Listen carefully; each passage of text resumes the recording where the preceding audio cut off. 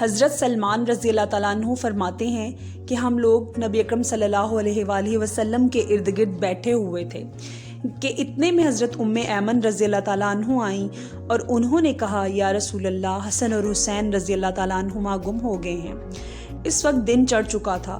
نبی اکرم صلی اللہ علیہ وآلہ وسلم نے صحابہ سے فرمایا، اٹھو اور میرے دونوں بیٹوں کو تلاش کرو۔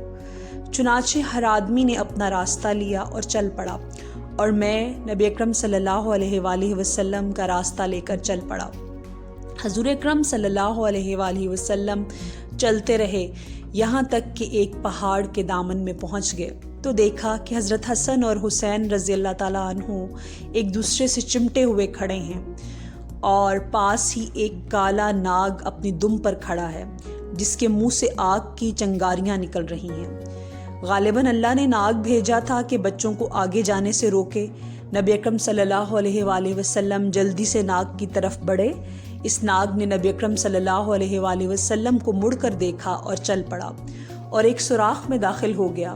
پھر نبی اکرم صلی اللہ علیہ وآلہ وسلم ان دونوں کے پاس گئے اور دونوں کو ایک دوسرے سے جدا کیا اور دونوں کے چہرے پر ہاتھ پھیرا اور فرمایا، میرے ماں باپ تم دونوں پر قربان ہوں، تم دونوں اللہ کے ہاں کتنے قابل احترام ہو۔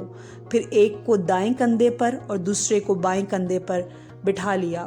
میں نے کہا، تم دونوں کو خوشخبری ہو کہ تمہاری سواری بہت ہی عمدہ ہے۔ حضور اکرم صلی اللہ علیہ وآلہ وسلم نے فرمایا، یہ دونوں بہت عمدہ سوار ہیں اور ان کے والدین دونوں سے بہتر ہیں۔ حیات الصحابہ جلد 2 صفحہ 829۔